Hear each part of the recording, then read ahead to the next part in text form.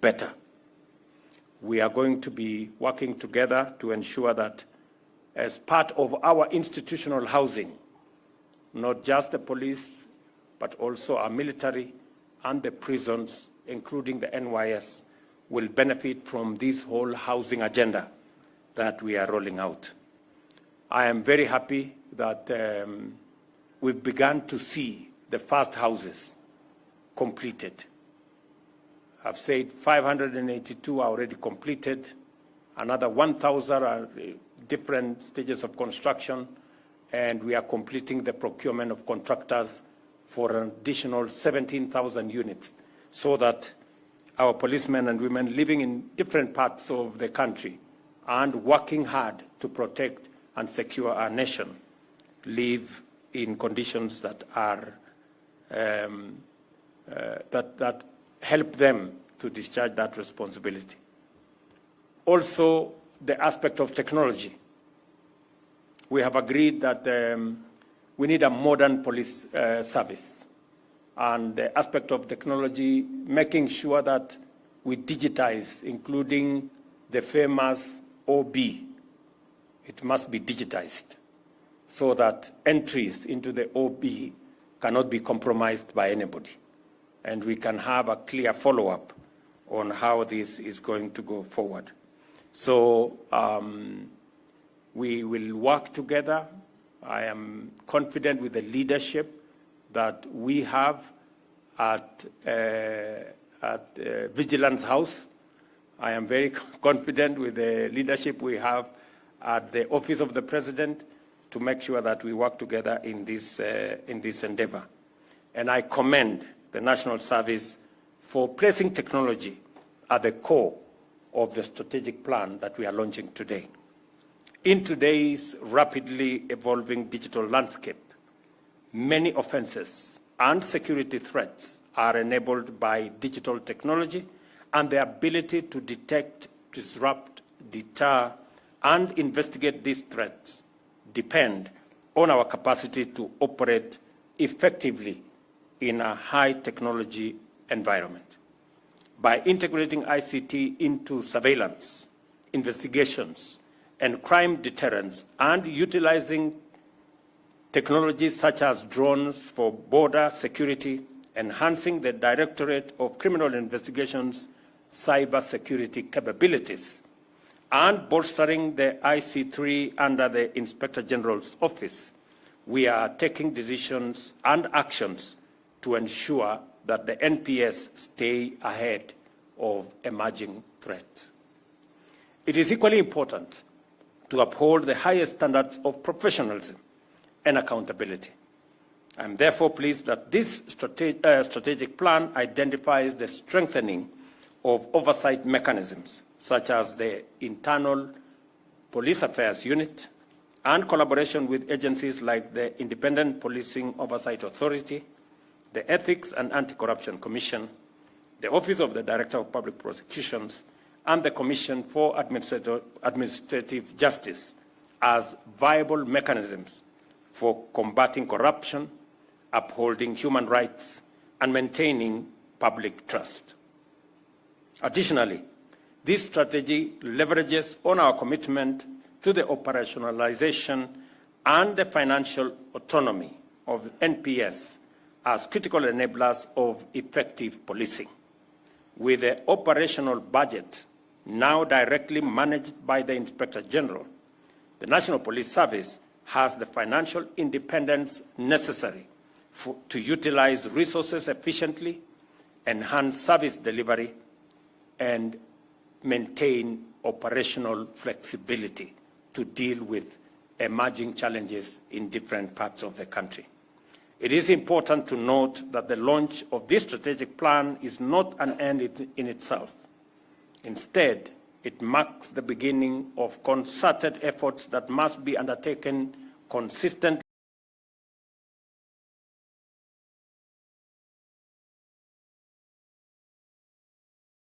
and with exceptional focus to achieve results. A strategy that fails to execute its mission or achieve its vision is an organizational failure. a professional misdirection and a wasteful error. Therefore, this strategic plan is a call to action to begin the journey of transforming the National Police Service into a trusted, professional, and efficient institution in order to achieve our collective vision for a safer Kenya, position our national security system as a guarantor of progress, and prioritize professional service to every citizen. The reforms proposed in the Maraga Task Force report and which have been adopted by the security services concerned also extend to the Kenya National Prison Service. Consequently, the construction of 28,000 units in the prison service will be agreed upon, and I have given very firm instructions this morning that we need to agree on the mechanism for unlocking that potential. Our men and women service in the correctional services live in very difficult conditions as well. In addition, the prison service will begin leasing their land. Again, I have said we have so much land in the hands of government. We have seen what commercialization of these lands can do. There is every reason why we must work with the private sector to commercialize the pieces of land that we have, produce food, produce other products, so that we can make these assets much more useful to the different government agencies. To further improve transport and service provision, the State Department of Correctional Service will also be included in the vehicle leasing program so that we can better improve their fleet of transport, both for officers and for prisoners. Now that we have launched this National Police Service strategy and the Correctional Service strategy, what we all want to see going forward. You know, because as I've said, launching this strategic plan is just the beginning, but it can be monumental failure if we don't move the next steps. And as you reflect on this question, remember that our national policing and security framework is constitutionally mandated to ensure safety and prosperity without undermining rights and freedoms. We aspire to remain a secure democracy, which means you must perform your duties in a manner that promotes maximum safety and freedom.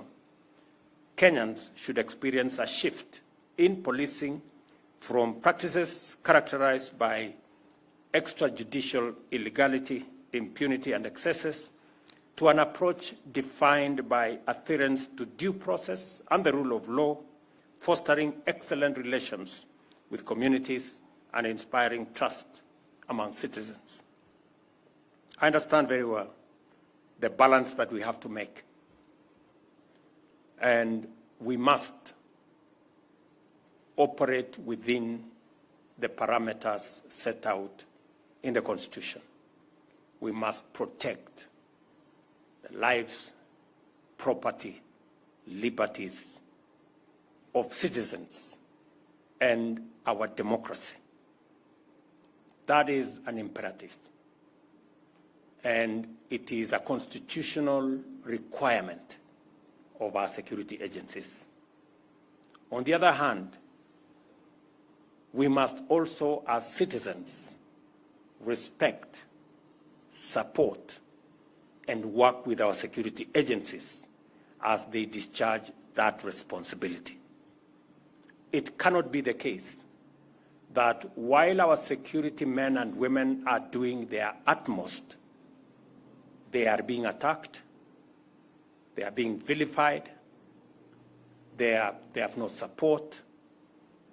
It cannot work.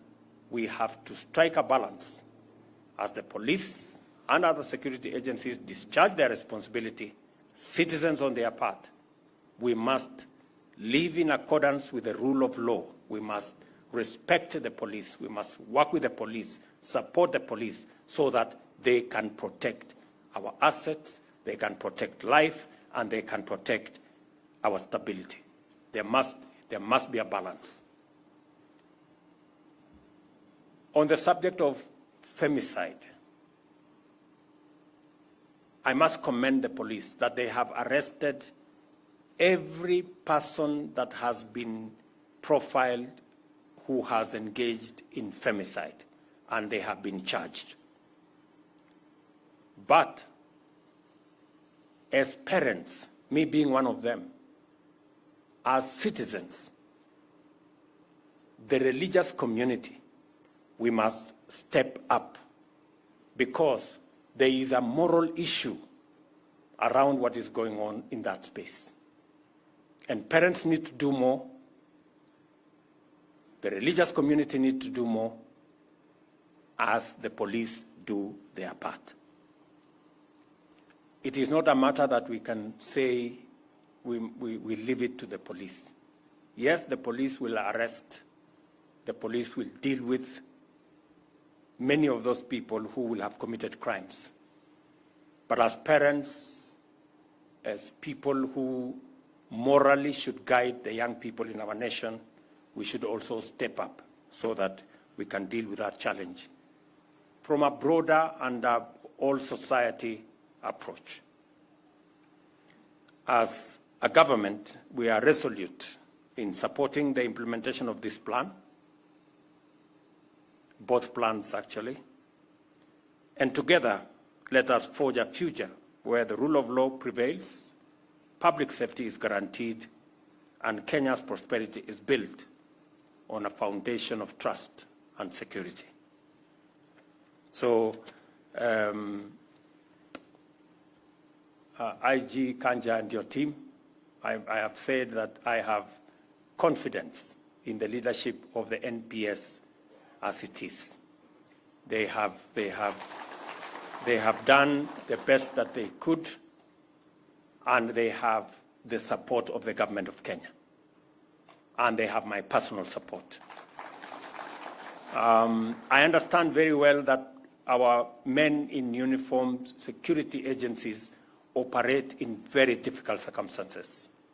Sometimes we don't appreciate enough the kind of challenges they face and the kind of support that they need. But I want our security men and women to know that I fully appreciate, the government of Kenya understands, and that is why we are going to go out of our way to make sure that the job that you do, the mandate that you have, we support you so that you can achieve it.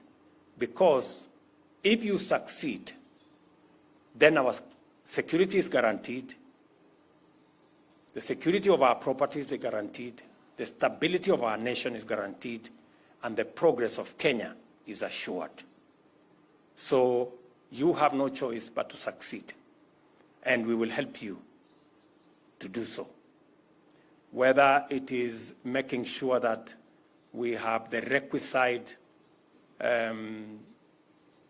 terms of service to support you, the uniforms, the housing, the medicals, and all the other assets, including equipment and vehicles, we will go out of our way. I know that we haven't invested in the police in a long while, and that's why I made the decision that in the next 2 years, we're going to invest 28 billion to enhance the equipment, the operational environment of the police, as we give you the tools to be able to discharge your responsibility and mandate in the Constitution to the people of Kenya. We will also continue to maintain and ensure the independence of the police so that you can make the right decisions without undue influence from whatever quarter. I also want to give you my assurance that we will defend the actions of the police that are within the law and any action that helps us to maintain peace and security in our country. We will also implore citizens to work with our security agencies, to respect our security agencies, to abide by the rule of law, and to make sure that we live within the parameters of what is provided by the Constitution. That way, we can all move together and secure our country. We have absolutely no reason, and there is no other way.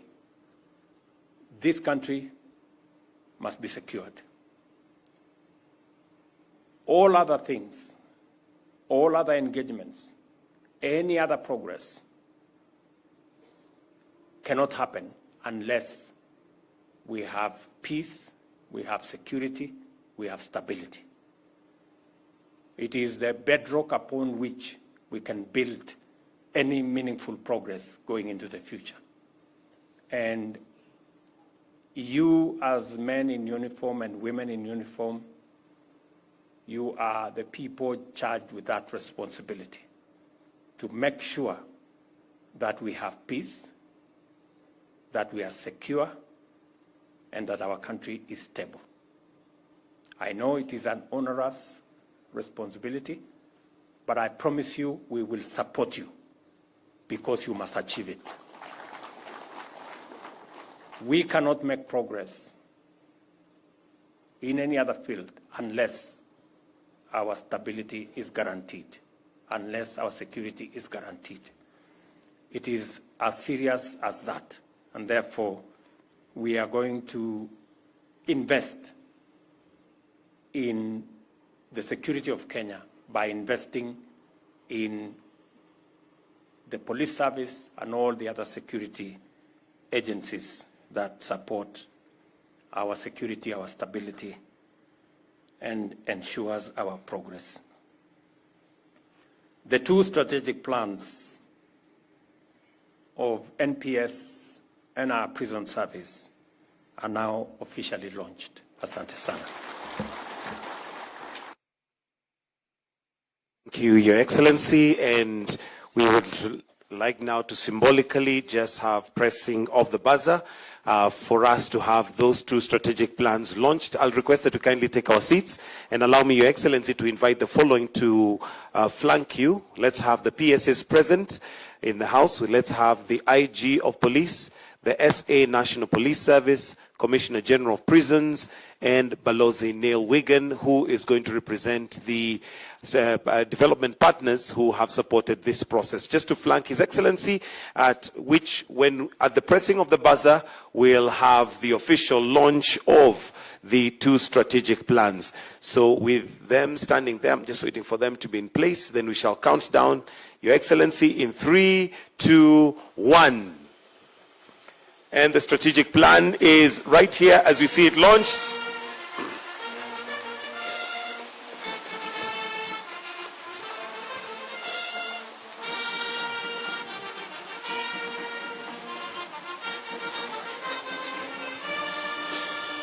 And we'd like also, Your Excellency, just to hand over symbolically some of the copies. And for the first, we'll do the National Police Service to be presented to the CS, to the PCS, to be presented also to the PS Interior and the Inspector General. The strategic plan for the National Police Service to be presented by His Excellency to the Prime Cabinet Secretary, to the PS Interior, and to the Inspector General. If we can kindly, maybe for the sake of photos, have the rest step to a side a little bit so that we can have the three just for a photo opportunity, so that we have the PCS, the IG, and we also have one for the correctional services, where we have the PCS to be presented with one, the PS Correctional Services, and the Commissioner General as well to receive a copy. All actually can receive a copy.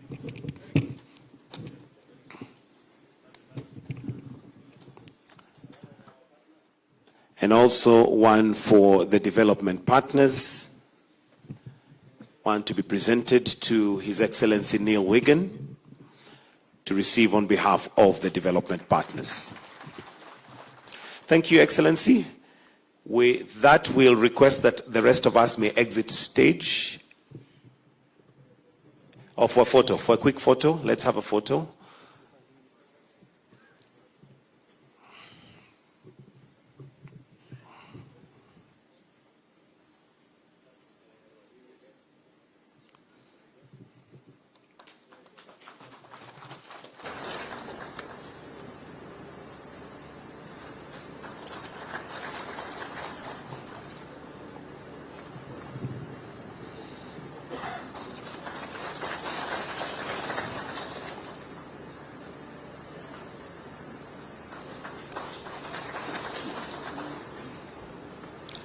And with that, we can take a photo of all of them.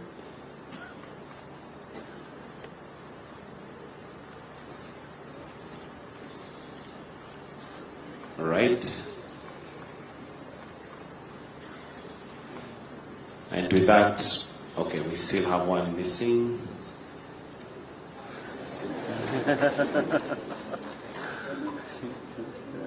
And with that, we'll request that the rest of us exit the stage and leave His Excellency for us to finish with the national anthem.